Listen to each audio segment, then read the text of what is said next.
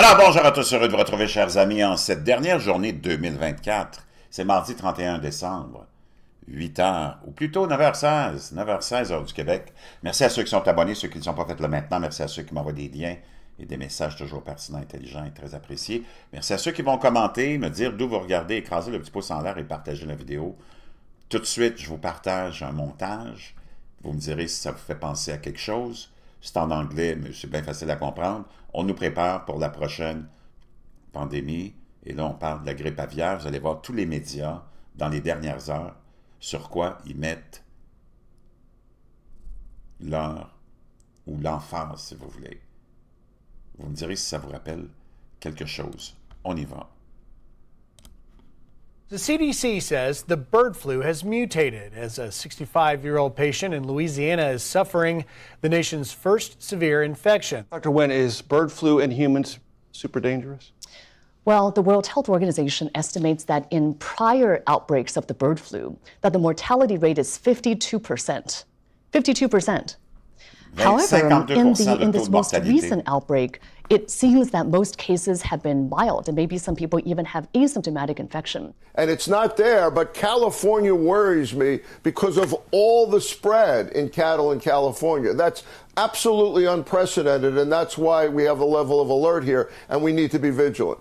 Concerning news from the CDC. The agency says H5N1 bird flu samples collected from a severely ill patient in Louisiana showed signs of mutation, differing from the samples collected from backyard flock believed to have infected the man. We can actually show our viewers some of these numbers here. Now, confirmed total reported human cases in the United States. You can see it across the dairy herds, poultry farms, and then one other animal. Not a huge number there, but obviously troubling. What do you make of it? Let's start with that mutation. How does that work, and is there cause for concern tonight? Well, thanks for having me. Sure. And what we know from this case in Louisiana is that this patient, when they sequenced the virus, they noted that there were mutations that could potentially make this virus more susceptible to human transmission, so easily transmitted from person to person.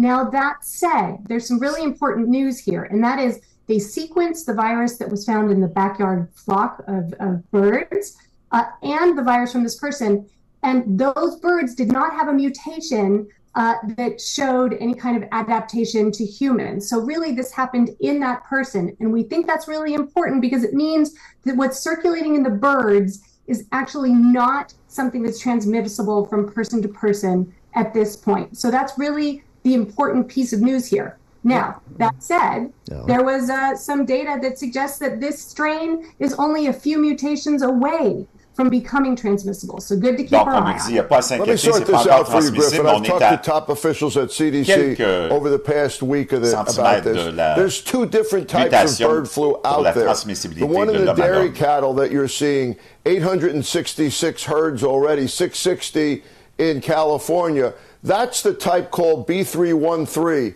Fancy name, but what it means is when it actually infects humans, it's mild. The symptoms have been mild across the board in that particular subtype. Now, we have to monitor that because it's spreading a lot among the dairy cattle. It's spreading through milk machines, through milking, and occasionally it gets to a farm worker. We have to figure out a way to control that. The second type is in the poultry, which we've seen for 2 decades now. And occasionally we've seen a mutation, D1.1 it's called, where you get a very severe illness, much more severe than you get with the dairy cattle, generally in the type in birds. But now they're seeing something where in the last 2 patients, one in British Columbia, one in Louisiana, where it actually got into upper airways fairly easily. That's what we are concerned about, but the good news is they know where the 2 got it from. The one in Louisiana got it from a backyard bird, and there's no sign of any spread whatsoever. The infected person was hospitalized after coming in contact with sick and dead birds on their property, though the CDC says the mutations were not found in those animals. Since March, more than 60 milder cases have also been identified in the U.S. Nearly all infected worked on dairy or poultry farms. This month, California Governor Gavin Newsom declared a state of emergency over the virus. Hi, Griff. The CDC says a genetic analysis indicated that a mutation of the virus was discovered inside a Louisiana patient. This person contracted the first severe case of H5N1 in the nation. The patient is one of the 66 confirmed bird flu cases in humans in 10 states across the U.S., including California, Michigan, and Texas. There was no evidence that the Louisiana patient passed the illness to anyone else. Health experts say the genetic analysis from the Louisiana patient indicates the virus evolved in a way that can make it more transmissible to humans because it more easily binds to the cell receptors in the upper respiratory tract. Nearly all of the 66 confirmed human cases involve people who were infected after working on dairy or poultry farms. California has had at least 650 dairy farms with cows infected with the bird flu, more than any other state. I'm much more concerned about California than anywhere. California worries me because of all the spread in cattle in California. That's absolutely unprecedented, and that's why we have a level of alert here, and we need to be vigilant. Also, some house cats and at least 22 large cats in zoos and animal sanctuaries have died after contracting the bird flu. But again, the CDC says the risk to the general public remains low. Is this report out of Louisiana worrisome, and if so, why? Well, it's one more sign that the drumbeat of bird flu coming closer to humans is becoming a major threat. So we've already seen this year that there have been a number of mammalian species close to humans that now have bird flu outbreaks. We have outbreaks in poultry in all 50 states. 16 states have outbreaks in cattle. In California, in the last 30 days, there have been more than 300 herds that tested positive.